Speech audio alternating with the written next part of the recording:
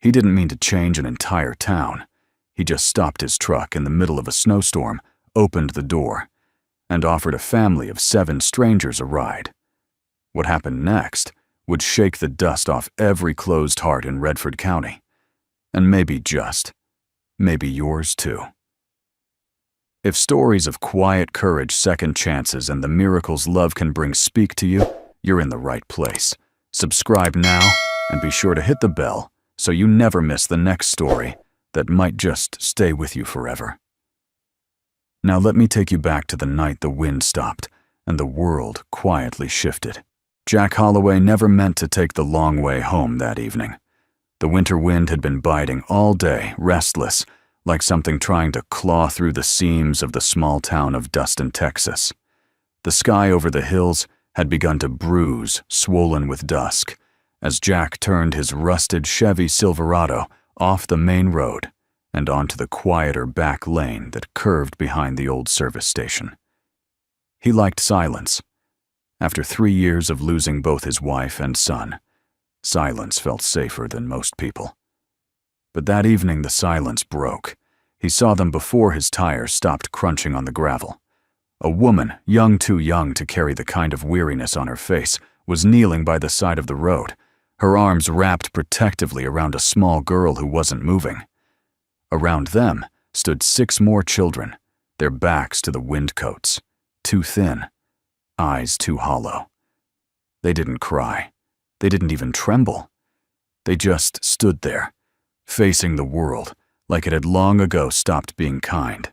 Jack's foot moved before his mind did. The door creaked open, and he stepped out into the cold. The wind whipped through his jacket, biting into the space where grief had once hollowed him out. He didn't speak at first. Neither did they. The woman just looked up at him, one hand holding the girl tighter, the other bracing against the ground. Like if she let go of either, everything would scatter.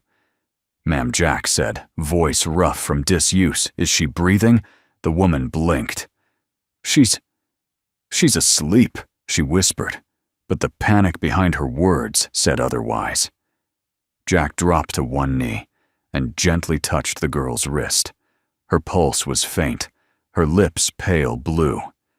He reached into his pocket and pulled out the small, faded green handkerchief, a remnant from the son he had buried 3 winters ago, and wrapped it carefully around the child's shoulders. She stirred. Barely. But it was enough. A man stepped forward from behind a nearby SUV, pressed shirt clipboard smug. Jack had seen his kind before, people who only ever showed up when the damage was already done. "You the next volunteer?" the man asked, barely glancing up. "They've been evicted. She refused the emergency shelter. Not my fault if she won't cooperate." "She has 6 kids," Jack said, standing his voice low, "and a sick one in her arms." 7, the man corrected. "One's inside the truck. But nobody wants a whole litter. She missed her chance for placement weeks ago." Jack turned to the woman again. "What's your name?" "Ellie," she whispered. "Ellie Gardner." He looked back at the man. "You got a name, Bryce?" the man said, tapping his clipboard. "And legally, I'm the only one here with any authority." Jack didn't respond. Instead, he took off his coat lined with years of use and loss and wrapped it around Ellie. Then he scooped up the small girl in his arms, her body light as memory. "I've got room," he said calmly. "A working stove, a few bunk beds, nothing fancy, but it's warm." Bryce snorted. "That's not how this works." Jack met his gaze. "That's exactly how this works. Today, at least." Ellie's eyes welled. "Why would you?" Jack didn't answer. He simply turned, walked to the truck, and opened the passenger door. One by one, the children followed. The oldest, a boy maybe 12, hesitated, his hand shielding a younger sibling from the wind. Then he took a deep breath and climbed in after them. Ellie stood last. She looked back at Bryce, then at the road behind her, and finally at the man who hadn't asked for anything in return. Then she climbed in too, clutching the hand of her youngest child. Jack turned the key. The truck coughed, then started. The wind, which had howled all day through the town's fences and alleys, seemed to pause. And for the first time in 3 years, Jack Holloway felt something break open inside him. Not pain, not regret, but the possibility that maybe, just maybe, grief wasn't where his story ended. As the truck rolled away from the edge of abandonment, he didn't look back. Neither did Ellie. And in the silence that followed, the wind no longer sounded angry. It sounded quiet, like it too was waiting to see what might happen next. The morning after brought no miracles, just cold floors, too much silence, and 7 pairs of muddy shoes lined up near Jack's front door, like sentinels from a world that didn't belong in his. Jack Holloway had lived alone for 3 years, in that creaking 2-bedroom ranch house nestled near the edge of Dustin. The air had always smelled like wood smoke and dust. Now it smelled like oatmeal, wet socks, and the faint perfume of new beginnings, awkward and unsure. He watched from the kitchen as Ellie helped her kids take off their coats one by one. She moved with the mechanical calm of someone used to scarcity, fold, stack, reuse, save. She didn't say much, but her hands were always busy wiping a nose here, brushing dirt off a sleeve there. Quiet, almost invisible, except to her children who never strayed far from her orbit. 7 pairs of shoes. One was missing a sole. One was duct-taped. One was a hand-me-down of a hand-me-down. Jack stared at them longer than he intended. He cleared his throat. "I've got some spares in the shed. Not much, but maybe we can find something warmer." Ellie didn't look up. "We'll manage." Jack poured coffee into 2 chipped mugs. "You don't have to," he said gently, placing one on the table near her. "Not anymore." That was when the oldest boy finally spoke. "You always help strangers like this." Jack turned toward him. The kid had a gaze too serious for someone that young, maybe 11 or 12, with shaggy brown hair and a protective posture that said, "I'm the man now." "No," Jack replied honestly. "Just this once." The boy nodded like that was the answer he'd expected. "My name's Jonah," he added. "That's my sister Lucy. The twins are Riley and Grace. The baby's Sophie. And that's Thomas. He's 5. Doesn't talk much." Jack looked at the boy and extended a hand. "Well, Jonah, welcome home." Or close enough. Jonah hesitated, then shook it. That evening the wind had died down, but the temperature hadn't. Jack fired up the old wood-burning stove in the living room. The kids gathered around it, their faces aglow in the amber light. Ellie stayed at the edge of the circle, arms folded, eyes scanning the room like she expected it to disappear at any second. Jack went out back to the shed and rummaged through boxes until he found a stack of flannel shirts, some spare boots, and a worn denim jacket his wife had once used for gardening. He paused, hands resting on it for a long moment. When he came back in, the laughter caught him off guard.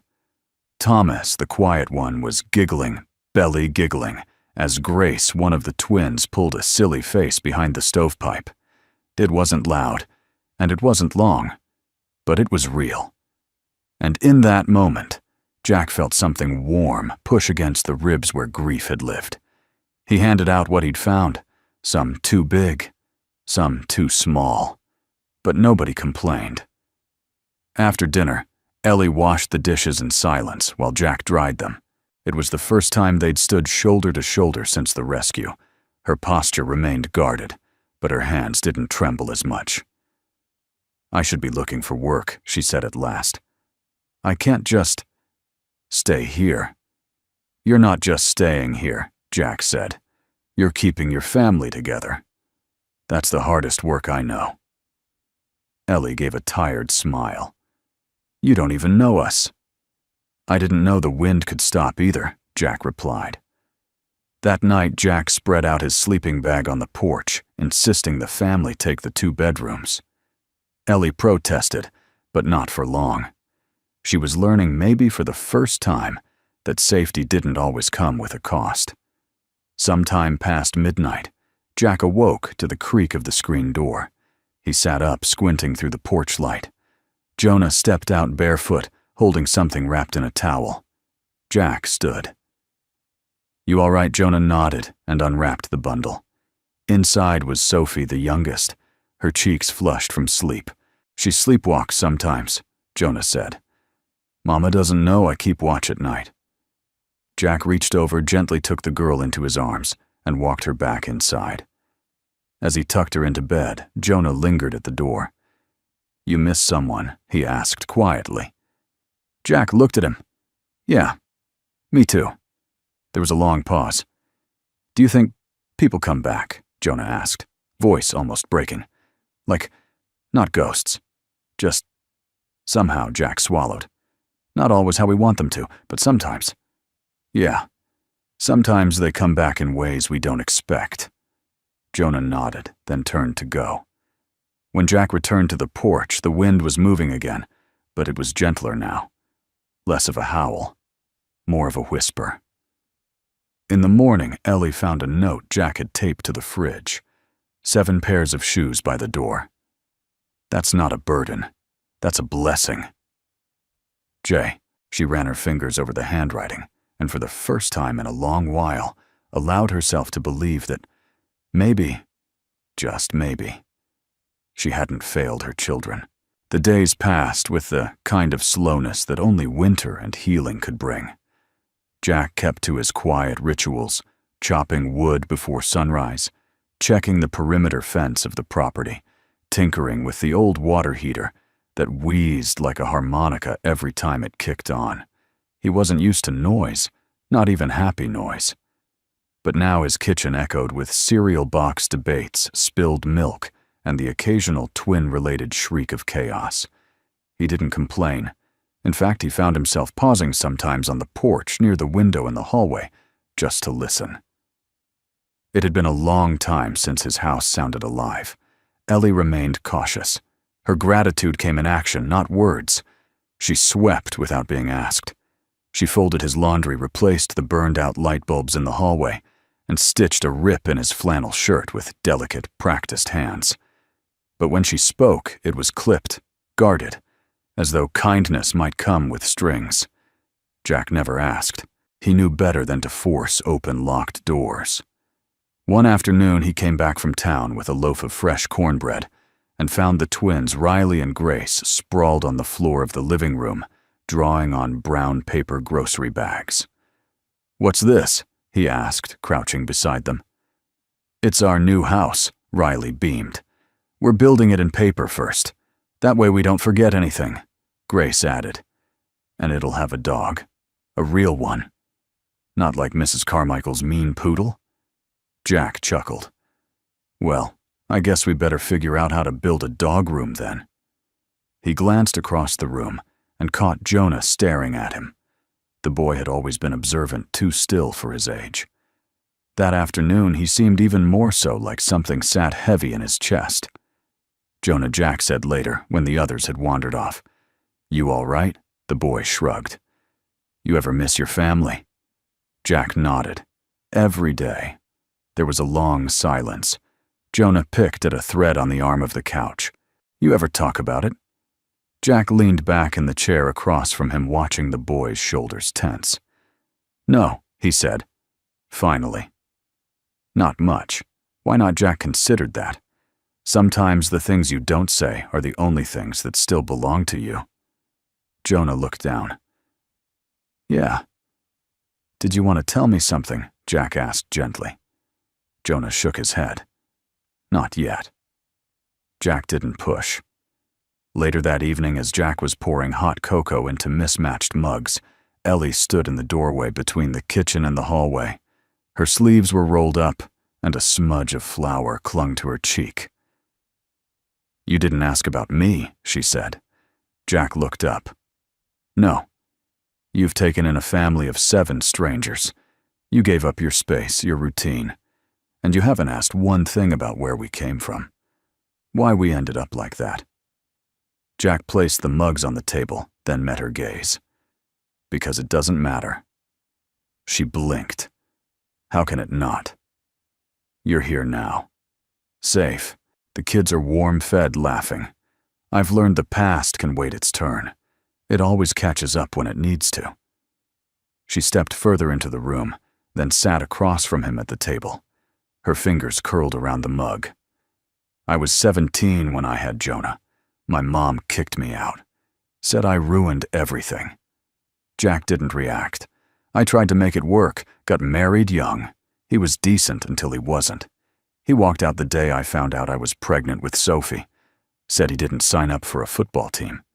Still, Jack didn't interrupt. Every year got harder. Rent went up. My hours got cut. Then I missed a payment. Then another. Next thing I know, the sheriff's knocking and I'm standing on the curb with 7 kids and nowhere to go. She laughed softly, but there was no humor in it. I didn't expect someone like you to stop. Most people. They look away. I almost did, Jack admitted. Almost. She studied him for a long moment. Why didn't you? He exhaled. Because once when I was drowning in grief, someone brought me a pie. Ellie blinked. A pie? A lemon meringue, he said. Homemade. No note, no explanation. Just sitting on my porch one morning. I never found out who left it. But that one act, it was like someone whispered, "You're still seen." It didn't fix anything, but it got me through one more day. Ellie didn't speak. Her fingers tapped lightly against the ceramic mug. I couldn't walk away from you, Ellie, he added, because maybe I was someone's pie. That night after the kids had gone to bed, and the wind rose in slow gusts outside the windows, Ellie brought out her sewing kit and quietly mended the frayed collar of Jack's denim jacket. He didn't notice until morning, and he didn't say a word. But he wore that jacket all day long. It was Jonah who found the old fire pit behind the barn. Covered in leaves and half buried under last summer's ash, it had once been the centerpiece of backyard evenings, back when Jack's world had still included bedtime stories, sticky marshmallows, and a voice beside him humming to the stars. Now it was a forgotten circle of stone. Until Jonah cleared the debris away and called out, "Hey, can we use this?" Jack had just finished fixing the sag in the front porch railing. He looked up surprised, as if someone had unearthed a memory he hadn't meant to remember. "Yeah," he said, slowly dusting off his hands. "We can." That Saturday evening, the air turned crisp and expectant. Jack gathered firewood. The twins hauled blankets, and Ellie brought out a kettle of cocoa so sweet it made even stoic little Thomas smile. The children sat on overturned crates and folding chairs. Jack lit the fire with the kind of reverence reserved for quiet rituals. As the flames took hold, soft orange light spilled across the circle. "Tell us a story," Grace begged.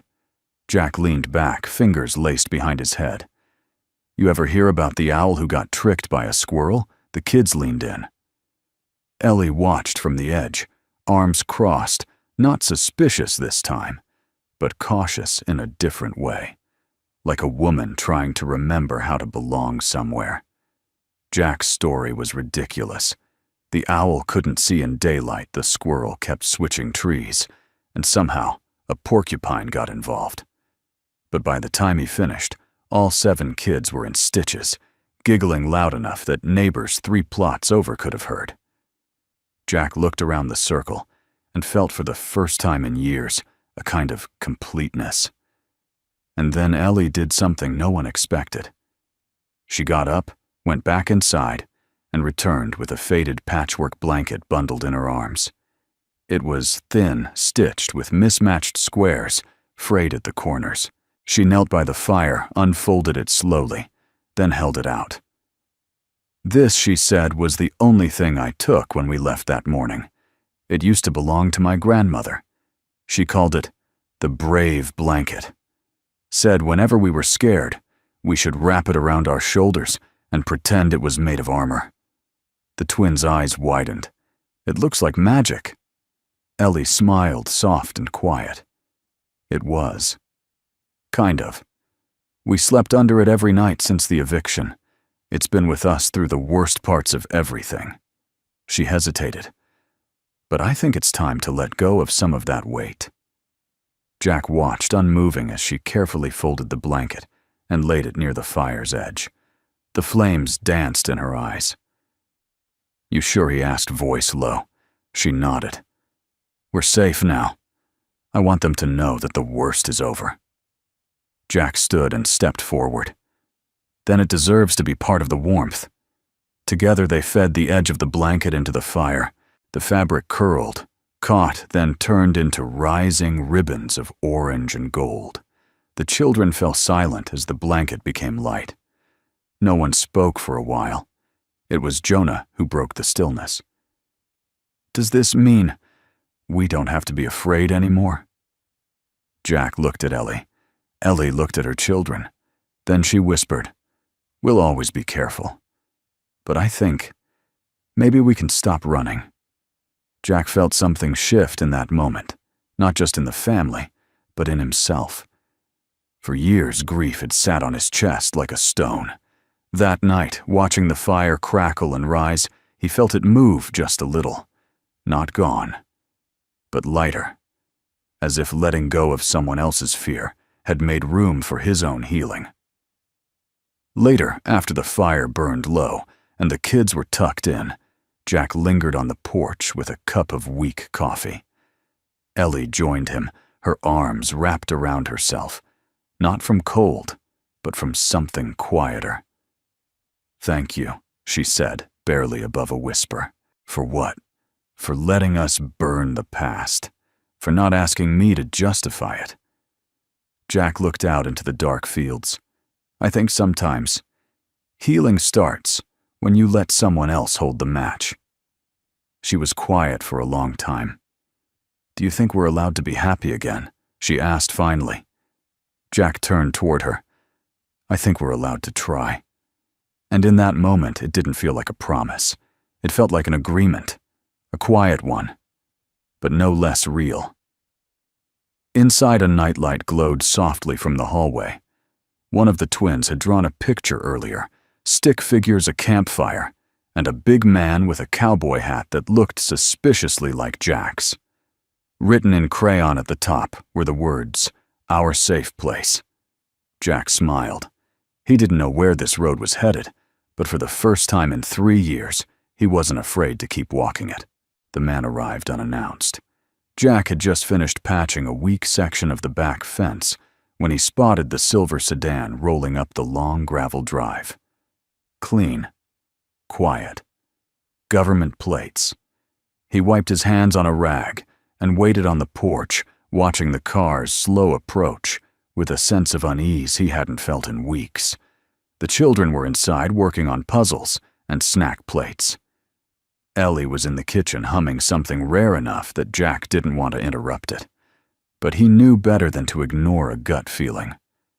The sedan stopped. The engine clicked into silence. And out stepped Bryce Madison, the same man with the clipboard, from the day Jack had found Ellie and the children on the roadside. Still pressed shirt. Still the smug half-smile of someone who never looked long enough to see whole people. "Mr. Holloway Bryce," said, climbing the steps without invitation. "Quite a setup you've got here." Jack didn't extend his hand. "Afternoon." Bryce glanced around, taking in the porch swing, the line of boots by the door, the half-finished birdhouse Grace had painted with glitter glue. He pulled out his clipboard, like a magician, ready for a cheap trick. "Let's not waste time," he said, flipping to the top page. "There's concern about the living situation here. Unofficial guardianship of 7 minors without legal process. Possible code violations. And a few community members wondering why a reclusive widower suddenly has a house full of children." Jack didn't flinch. "You came all this way to ask questions you already think you've answered." Bryce offered a tight smile. "I came to verify safety and intent. If you're acting out of charity, fine. If there's something else." He let the sentence hang. Jack crossed his arms. "There's nothing else." "And Ms. Gardner? She's inside, with her kids, living her life. Bryce adjusted his glasses. You understand this arrangement won't stand without documentation. You're not their relative, not a licensed foster. One phone call, and they're in the system by nightfall. The door creaked open behind them. Ellie stepped out, apron dusted with flour, chin lifted. Then make your phone call. Bryce turned, surprised. Ms. Gardner. You think I don't know how close we've come to losing everything? Her voice was steady, not loud, not trembling. I've slept in parking lots, hid my children from strangers, but I've never felt safer than I do in this house. Jack never asked what we've been through. He just made space. And if you think you can take that away because of paperwork, I'm not your enemy, Bryce said, hands raised. You're not our friend either, Ellie replied, her jaw set. Jack stepped forward. If you want to come inside, sit down, meet the kids, see the home, you're welcome. But if you're just here to deliver threats, save your breath. Bryce hesitated, clearly unaccustomed to resistance. Finally, he lowered his clipboard. I'll need to report this to the county. Someone will follow up. Let them, Ellie said. They'll find a kitchen stocked kids enrolled in homeschool and a roof that doesn't leak. Bryce didn't respond. He walked back to his car, got in, and drove away without looking back. The silence after his departure was louder than any argument. Inside, the kids were oblivious to the storm that had passed, inches from their heads. Riley was painting faces on eggs. Jonah was helping Thomas stack Legos taller than his own shoulders. Jack poured 2 cups of coffee and handed one to Ellie. I'm sorry, he said. I should have seen that coming. She shook her head. Don't be. He wasn't wrong, just looking the wrong way. They sat in the kitchen for a while, the sounds of play drifting in from the other room. I used to live afraid of knocks on the door, Ellie murmured. Eviction notices, collection agents, strangers with too many questions. And now, I'm still afraid, she admitted. But now at least I know who I'm afraid with. That changes things. Jack didn't answer right away, but he reached into the small drawer near the fridge and pulled out an envelope. Inside was a modest stack of forms, guardianship templates, medical release drafts, school affidavits. Ellie stared. You already started, Jack nodded. Didn't seem right to ask for your story until I did the work to deserve it. Her eyes shimmered, not with tears, but with the kind of disbelief that comes when hope becomes something solid you can touch. The next day, Jack drove the forms into town. Ellie signed them in the passenger seat of his truck, hand, steady, voice, soft. She listed each child's name, birth date, and quirks in the margins like sacred details. Riley refuses broccoli. Lucy talks in her sleep. Sophie hates the sound of lawnmowers. By week's end, Jack had filed everything he could without an attorney. And on Friday morning, a letter came from the county pending home inspection. Initial review favorable. Case assigned open. It wasn't final, but it was a beginning. That night, as the kids drew stars with sidewalk chalk under a sky washed silver with moonlight, Ellie stood next to Jack on the porch and said, You know, for someone who claims not to ask questions, you sure give all the right answers. Jack smiled. Maybe some things don't need asking, just seeing. And somewhere just outside the reach of the porch light, the clipboard man faded into a past that no longer held the same power. The town of Dustin was slow to change, but it noticed everything. It noticed when Jack Holloway, a man who used to go weeks without speaking more than a sentence to anyone at the feed store, began coming into town with a list and a soft-spoken woman at his side. It noticed the sound of children's laughter floating from his backyard, drifting across fences, like music someone had forgotten how much they missed. And it noticed the chalk drawings. It started with a single message in curly, uneven handwriting sprawled across the sidewalk in front of the library. Thank you for not looking away. Maya, age 11. By midweek, there were more. Outside the bakery, Jack fixed the heater so my grandma's pies don't melt. Lucy. In front of the post office. We're not just a family. We're a hope, Riley and Grace. Some people rolled their eyes. Others smiled quietly, but no one painted over them. At home, Ellie was reclaiming herself in pieces. She turned the unused shed into a learning space, complete with spelling charts and a reading nook made from old couch cushions. She taught the kids their letters, their history, and how to ask questions without fear. More than that, she taught them to listen to the wind, to one another, to their own instincts. Jack built shelves. He repaired a broken cabinet door, with Thomas using only 3 nails and a whisper of patience. On Saturdays, they baked cornbread. On Sundays, they planted potatoes and hope in the garden beds out back. Still nothing captured what they were building better than the moment Jack walked into the kitchen and found Ellie pinning a hand-drawn sign above the hallway entrance. It read simply, "A place called Hope." He didn't say anything, just stood there with flour on his hands and watched her step back, squint, and adjust the angle by a few inches, as if it had always been meant to go right there. Later that week, they hosted their first visitor. Diaz, Cora Bell, who ran the second-hand bookstore and was known for her firm opinions and firmer handshake, arrived with a casserole and a loaf of cinnamon bread. "I heard you were living with a small army," she said, as she handed Ellie the dish. "I thought they might eat through your pantry before the inspection papers clear." Ellie smiled, unsure. "You didn't have to." "I did," Cora interrupted.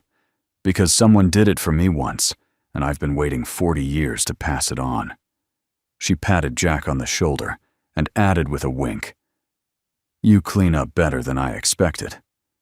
Word spread faster than wildfire in Dustin once Cora Bell gave her stamp of approval. By the end of the week, a local contractor offered to help Jack re-level the porch.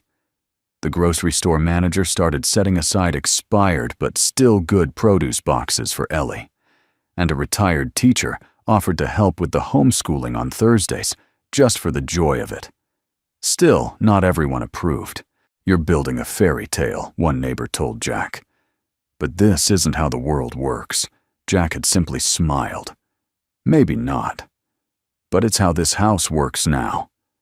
One afternoon, while the kids were napping and Ellie was folding laundry, Jack found Maya sitting alone on the back steps, her notebook open on her lap. He sat beside her, careful not to intrude. "Writing?" he asked. She nodded. A story.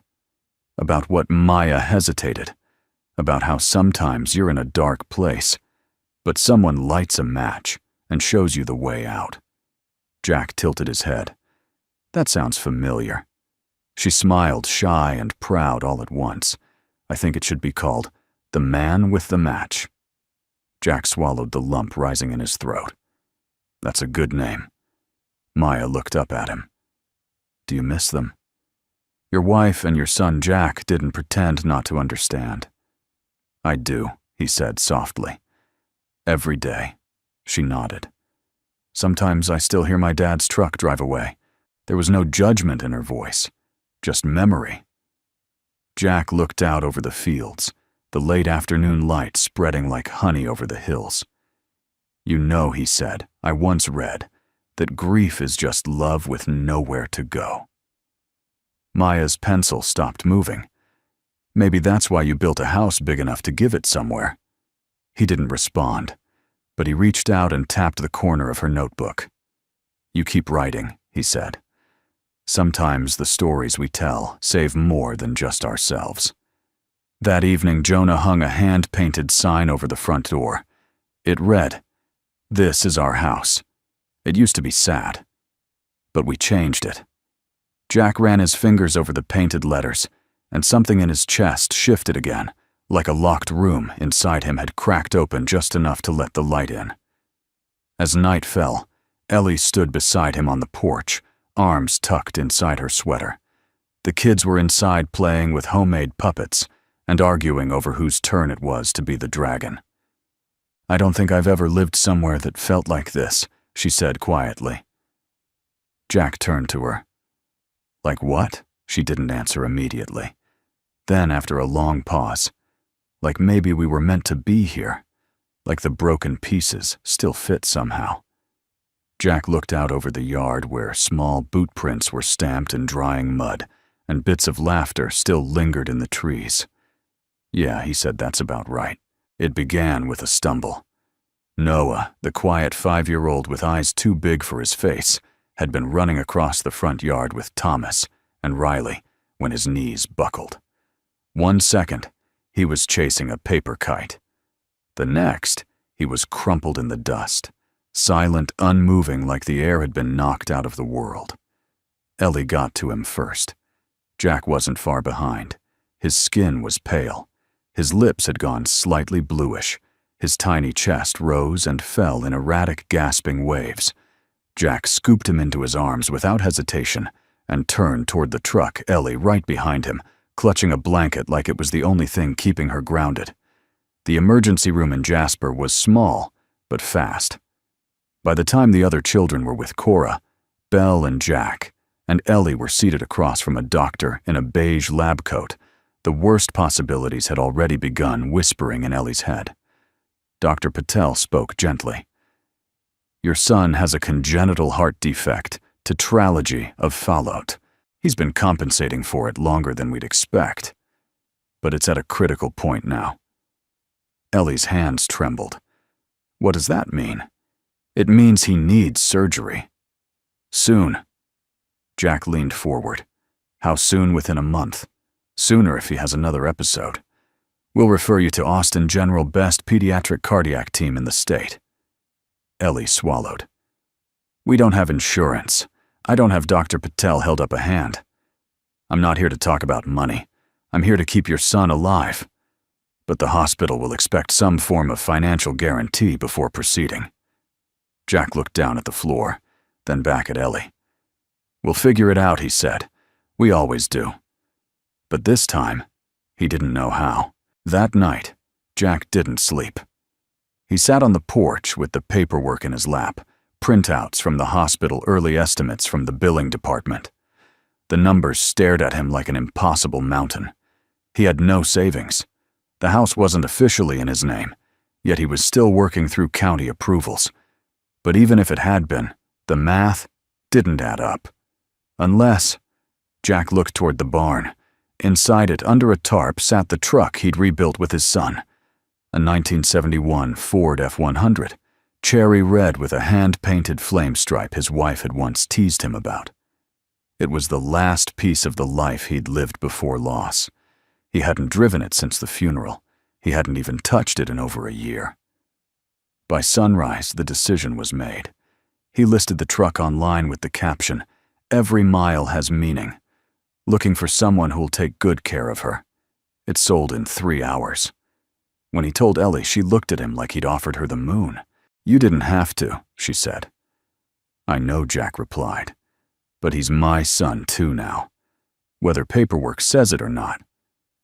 Ellie couldn't answer, not with words. She just leaned into him, forehead to his chest, and let the silence speak for both of them. A week later, in a sterile waiting room bathed in pale blue light, Jack and Ellie sat side by side while Noah was prepped for surgery. Ellie had braided his hair that morning, singing quietly to keep herself steady. Jack had packed his lucky penny into Noah's sock. "To make sure your feet know where to come back to," he told him. Noah had nodded solemnly, too young to fully understand, but old enough to sense he was about to be very brave. The hours crawled. Ellie prayed. Jack didn't. He just sat still and stared at the second hand on the wall clock until it blurred into a quiet hum. When the surgeon finally came out, still wearing his mask, his eyes crinkled in a smile. "He did beautifully," he said. "Strong heart. Stronger spirit." Ellie broke. Tears came first, then laughter, then sobbing that shook her whole body. Jack caught her in his arms and held on like the wind might blow them away if he didn't. But the wind didn't blow. Not this time. When they got back to Dustin 3 days later, the town was waiting. Not with banners or fanfare, but with little things, bags of groceries on the porch, a stack of firewood already split, a hand-sewn quilt with all 7 kids' names stitched into the corners. Maya had left a drawing taped to the front door, a heart made of wood beams and hammer nails with the words, "Built by Jack. Beat by Noah." That night, Jack sat by the fire with all 7 kids clustered around him. He read from Charlotte's Web, his voice steady and soft. When he glanced up, Ellie was standing in the doorway with a mug of cocoa, watching him with something in her eyes he hadn't seen before. Not just gratitude, not even admiration. It was love. Quiet, unspoken, undeniable love. Jack didn't say anything. He just smiled and kept reading. Outside the night was cold, but inside the house was full of warmth. Not just the heat from the fire, but something deeper. The kind that says, "You belong here now." The week after Noah's surgery felt like a gift wrapped in silence. The children were quieter, more careful with one another. Grace read to Noah every afternoon from the book she had picked up at the church rummage sale. Lucy tried to cook burned oatmeal twice, but smiled through it. Even Thomas, who rarely spoke above a whisper, had begun humming under his breath, usually when tracing lines on the porch railing with his fingertip. Jack moved through the days like a man who had finally exhaled after years of holding his breath. Ellie seemed lighter too. There was laughter in her walk now, and something in her eyes that looked less like worry and more like watching a sunrise. But quiet never lasts forever. It was a Tuesday afternoon when Jack came back from town with groceries and found a white envelope taped to the front door. The county seal was printed in bold at the top. Pending approval. Residential inspection required submission status. Incomplete. He stared at the letter for a long moment, then stepped inside. Ellie was at the kitchen table grading spelling tests. Maya looked up from her worksheet and caught the change in his expression before anyone else did. "What's wrong?" Jack handed Ellie the envelope. She read it slowly, jaw tightening. "I thought we filed everything." "We did. But they're saying we don't meet the housing requirements. Not until the ownership transfers and certain code updates are made." Which ones? Jack pulled out the second page. Smoke detectors in all rooms. Stair railing extension. Secondary egress from the upstairs bedroom. Water heaters out of date. Ellie looked around the house. "That's a lot." He nodded. "And we have 2 weeks to fix it before they escalate the review." That night, the storm didn't come from the sky. It came in the form of exhaustion, uncertainty, the weight of trying to build a home on ground that still felt like it could shift at any moment. After the kids went to bed, Jack stood outside under a moonless sky, staring at the house like it had turned into a puzzle he no longer knew how to finish. Ellie stepped out beside him. "We can't lose this, Jack." "We won't," he said. But it didn't sound like a promise. It sounded like a prayer. She turned to face him. "You gave up everything for us." "No," he said softly. "I gave up what I couldn't carry anymore. You gave me something to carry that mattered." For a moment, they just stood there in the quiet. Then Ellie reached into her pocket and pulled out a folded piece of paper. "I wasn't going to show you this unless I had to." He opened it. Inside were handwritten notes, a list of names, a dollar amount at the bottom. "What is this?" "People who offered to help after Noah's surgery. Some gave money. Some offered work. Others wanted to drop off supplies but didn't know if it'd be welcome." Jack looked at the total. It wasn't everything, but it was something. "We could get the stair rails done. At least 2 smoke detectors." He handed it back. "If we're going to do this, we're not doing it quietly." The next morning, Jack and Ellie walked into the town hall together. By noon, a call had gone out through the community bulletin board, the church network. By sundown, there were people on the porch, dozens of them. Cora Bell brought a cordless drill and a list. The local contractor offered to install the railing and update the wiring for cost. Grace's Sunday school teacher donated a stack of new fire alarms. A teenager from the high school shop class showed up with a tool belt and more heart than skill, but Jack took him anyway. And in the middle of it all, Jonah stood in front of the house with a handmade sign that read, "This is our home. We're building it together." Jack stood beside him watching the hammering and painting and laughter rise like music through the rafters. This was never supposed to happen, Jonah said mostly to himself. What wasn't? Jack asked. This much. Good, the boy replied. Jack knelt to his level. That's the thing about good. It doesn't always shout, but when it finally shows up, it stays longer than you expect. 3 days later, the inspector arrived. He was quiet, thorough, professional in the way of someone who had seen too many homes and too few families. He walked through the bedrooms, checked the basement, measured the stair rail, and tested the smoke alarms. He opened cabinets, flushed toilets, scribbled notes. Then he stepped out to the porch where Jack and Ellie waited. "You're not in compliance yet," he said plainly. Jack's shoulders tensed. The inspector held up a hand. "But you're not far off. You've done more in 72 hours than most manage in 3 months. I'll file an extension. You have 2 more weeks. Make it count." As the man turned to leave, he paused. "I've seen a lot of temporary houses. This doesn't feel like one." Jack exhaled. It isn't. That night, Ellie brought out mugs of cider. The kids were gathered in a circle inside, playing a word game that involved more laughter than actual rules. Jack leaned back on the porch swing, sipping slowly. "You were right," Ellie said. "About what? Sometimes the quiet before the storm isn't fear. It's focus." He smiled. "And sometimes the storm itself shows you who's still standing when the sky clears." She looked at him for a long moment, then rested her head on his shoulder.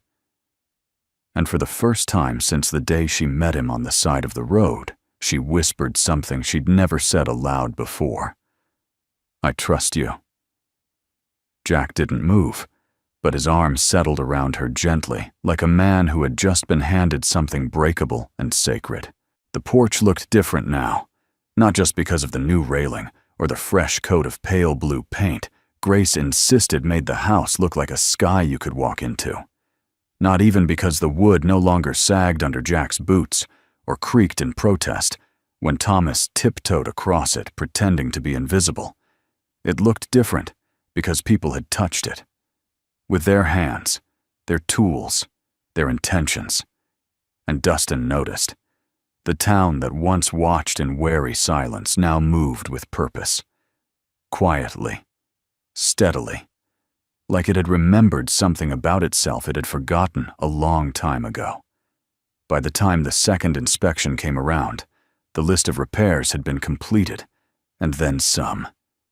There was a new water heater donated by the hardware store after the owner's wife read about Ellie's children in a Facebook post. A fire escape ladder had been installed outside the upper bedroom window, an anonymous gift left on the porch with a sticky note just in case. Someone who cares. The grocery store manager, Mr. Pennington, started dropping off extra cartons of eggs each Thursday by accident. The bakery began slipping in day-old muffins when Jack came in for coffee. Even the town council, long a committee of slow talkers and slower movers, fast-tracked the transfer of property title into Jack's name. The envelope arrived one morning official and crisp. Inside was a single page, title approved. Property owner, Jack Holloway. Status permanent. Jack held the paper for a long time at the kitchen table, staring at his name beside the words, permanent residence. Not a shelter. Not a stopgap. Not a maybe. A home. That weekend, the town held its annual fall harvest picnic in the square. It was the kind of tradition people showed up to out of habit: homemade pies, children's choirs, and enough chili to feed a small army. Ellie hadn't planned on going. She said it too casually, maybe next year, as she scrubbed dishes and rearranged silverware. But Maya saw through it. So did Jonah. So did Jack. That Saturday afternoon, as Ellie stood by the kitchen window, watching families walk past in jeans and Sunday boots. Jack stepped behind her with a quiet smile. "You have exactly 10 minutes to put on those earrings Cora Bell gave you." Ellie blinked. "Jack, I don't. I've already packed the kids. The truck's warm, and someone needs to show this town how chili is really judged." She laughed, but tears shimmered in her eyes. "I'm not the woman I used to be," she whispered. "I hope not," Jack replied. "That woman survived. This one is finally living." The square was full. Tables draped in checkered cloths, little kids running with apple slices in hand, and the high school jazz trio playing an off-key but enthusiastic version of Take the A Train. It was imperfect, noisy, and beautiful. When the Holloway truck pulled in, something rare happened. The town clapped, not because Jack had done anything grand, but because he hadn't done it alone. Ellie stepped out first, wearing those simple silver earrings and a modest navy blue dress someone had loaned her from the church clothes closet. The children spilled out after her all clean faces and wide eyes. And then Jack. Wearing the patched denim jacket Ellie had mended weeks ago, and the same beat-up boots that had once stepped into fire for a family he didn't yet know he would love. People parted. They didn't gawk, didn't whisper. They just made room. Cora Bell waved from the cider booth. "Took you long enough." Jonah grinned. "Save us the good pie. I saved you all the pie." That afternoon, something rare happened in Dustin. Not a parade, not a speech, not even a formal acknowledgement. Just people. Showing up. One woman brought hand-knitted mittens for each child. A man Jack barely knew handed him a worn leather book of poems saying, only, "Thought you'd like this." The mayor offered Ellie a handshake and a nod that meant more than any public praise. As the sun dipped low, Jack stood near the stage with Ellie at his side. Maya and Grace were practicing cartwheels. Noah clutched Jack's hand, still a bit tired, but radiant with the color of recovery. Jonah walked up, holding a mason jar full of folded slips of paper. "What's this?" Jack asked. "A town jar," Jonah explained. People wrote stuff down, things they were thankful for. Someone said it'd be a good tradition. Jack opened one of the slips. It read, "I'm thankful the house with the broken fence found a second chance." Another, "I'm thankful I got to see what quiet bravery looks like." And another, "I'm thankful someone reminded us what family really means." Jack looked up. His voice caught before it could fully leave his throat. "I didn't mean to change this town," he said softly. Ellie looked at him. "You didn't." He turned. She smiled. "We did." And it was true. Because somewhere between broken floorboards and borrowed casserole dishes, between fear and faith, between that first moment on a frozen roadside, and this evening, beneath lantern lights and pie contests, they had become not just a family, but a force. One that mended fences, rewired trust, taught a town how to notice again. And Jack, for all his silence and sorrow, had finally found his answer to the question he hadn't dared ask since burying his son.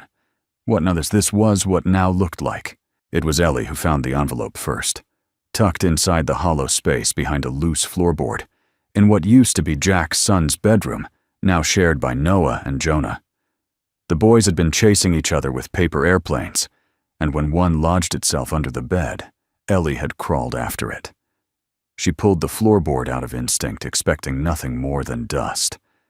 But instead, she found a small tin box rusted along the edges tied with twine. Inside was a letter. The handwriting was old, careful, familiar. She didn't open it right away. That night after the children were asleep, and the silence of the house grew thick with stories, yet untold, Ellie placed the letter in Jack's hands. "I think it's from her," she whispered. Jack sat at the edge of the bed, fingers hovering over the faded paper, like it might shatter. It was from Laura, his wife, the one who had passed 4 winters ago, leaving behind more than sorrow, leaving behind a man frozen in grief and a home full of silence. He unfolded the paper, and the words spilled out like a soft melody, meant for a heart she had known would one day begin to heal. "Jack, if you're reading this, it means you stayed. Maybe you stayed because of Thomas, or maybe because the world pushed you back here when you weren't looking. Either way, good. This house was always more than wood and nails. It's where we made a life, and I hope it becomes a place someone else can be saved in the way you once saved me. You never needed to be perfect. You just needed to keep showing up. And you did. You always did. If you find this, build something new. Even if your hands shake, even if your heart doesn't believe yet. Build it anyway. Love always." Jack didn't speak, but his shoulders shook and Ellie moved beside him, gently taking his hand. For a long time they sat there, 2 people holding the ghost of a goodbye that no longer hurt, but hummed with quiet grace. The next day Jack walked the land, not out of duty, but desire. The fields were waking again. The dry season had passed, and rain had finally softened the earth. Ellie's garden, once a fragile patch, now stretched confidently along the fence. And at the far edge, beneath the old oak where Jack had once buried his grief in silence, sat a new bench, hand-carved by Thomas, a birthday gift. Jack sat there now. He looked out at the fields where 7 children played like roots had been planted in their names. He remembered how he once thought love meant holding on. But Laura had been right. Sometimes it meant letting something new grow. And he had. With Ellie.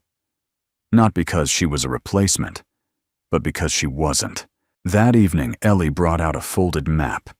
They were sitting on the porch watching Grace teach Maya how to tie a swing knot properly. "Jack," she said gently, "what if we did something a little reckless?" He raised an eyebrow. "I thought saving your family from a blizzard and a broken past already qualified." She laughed, then grew quiet. "I've been thinking. This town, this land, it's more than a home. It's a beginning. What if we used it to help others begin too?" Jack leaned in. "You mean a real place for second chances, not just us. Families, kids like mine, like yours." Jack looked at the horizon. His voice was low.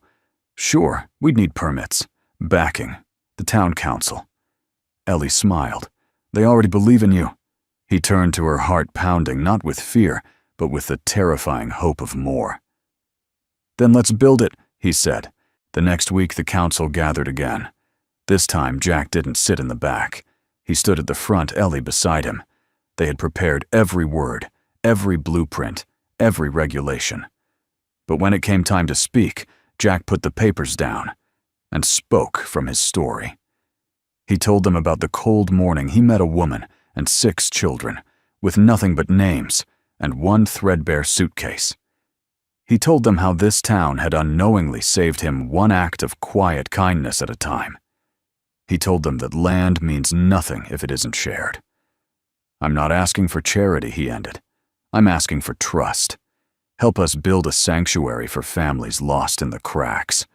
Not a shelter, a start." There was silence. And then, one by one, hands went up. That night after the council vote passed, Jack and Ellie returned home in the truck. The road was darker than usual. Stars above earth below, and between them, hope. Ellie rested her head on his shoulder. "What do you think she would have said?" she asked. Jack thought of Laura, of her letter, her faith. He smiled. She'd say, "I finally stopped surviving, and started living.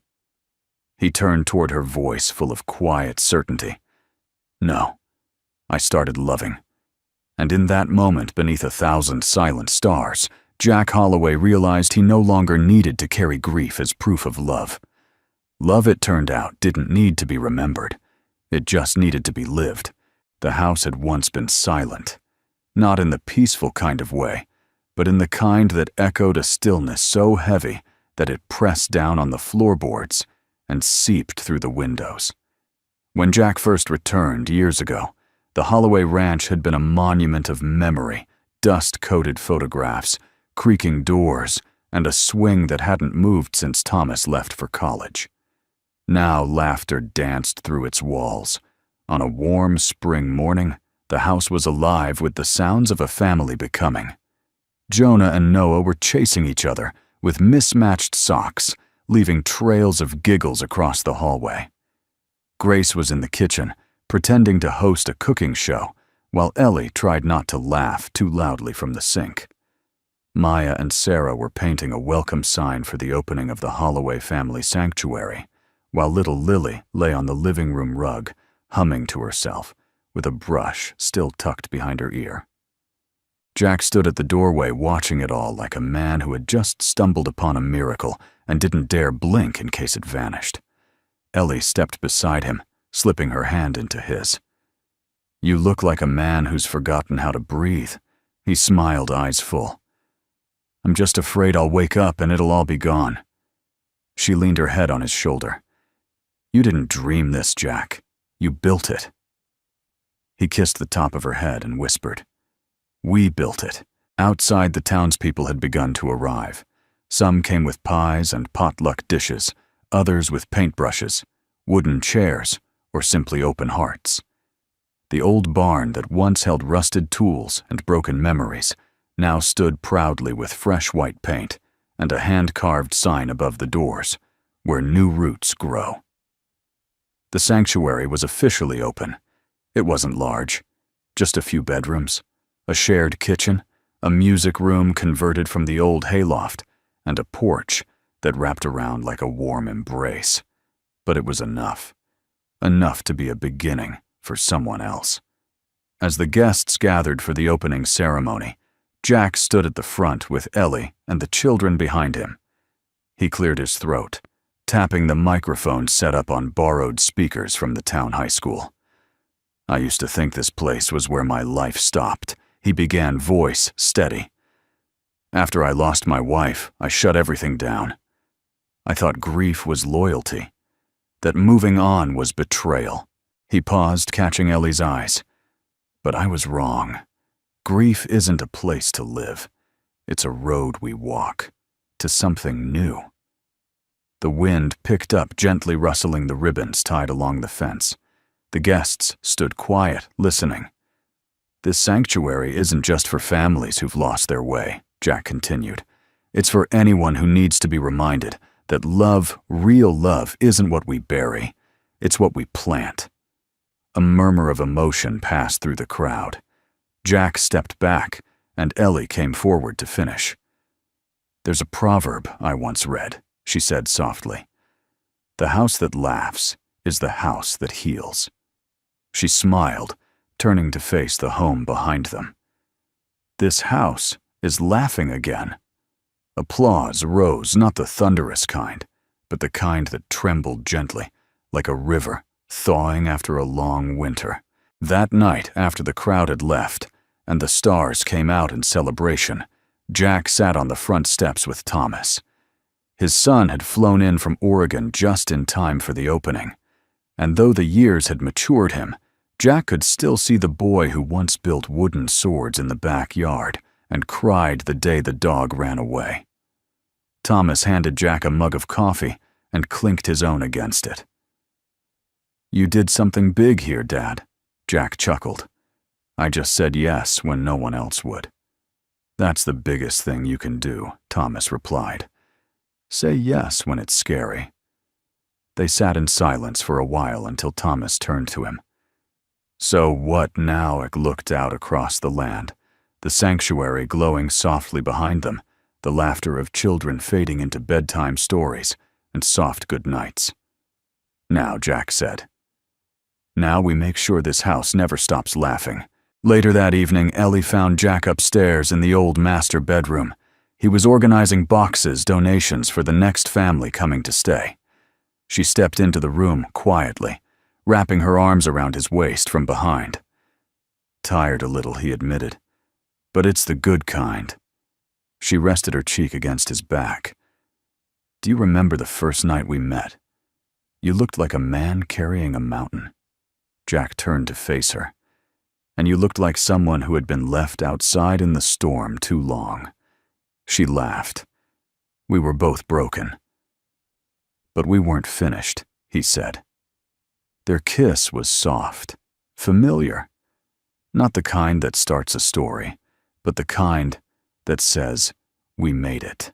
Downstairs, the wind pushed through the open windows, catching the edges of the welcome banner the children had painted. It fluttered gently, and then it stilled. Not in silence, but in peace. The kind of peace that comes when a house becomes a home again, when pain becomes purpose, when a single act of kindness becomes a legacy, and sometimes all it takes is one open door, one act of kindness to remind us what it means to belong, not just to a home, but to each other. If this story touched something in you, we'd love to hear from you. Tell us in the comments, where in the world are you watching from today? It means more than you know to feel how far these stories can travel.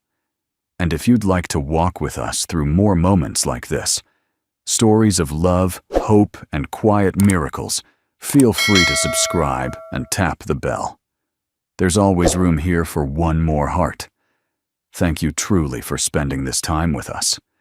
Until next time, take care of yourself and each other.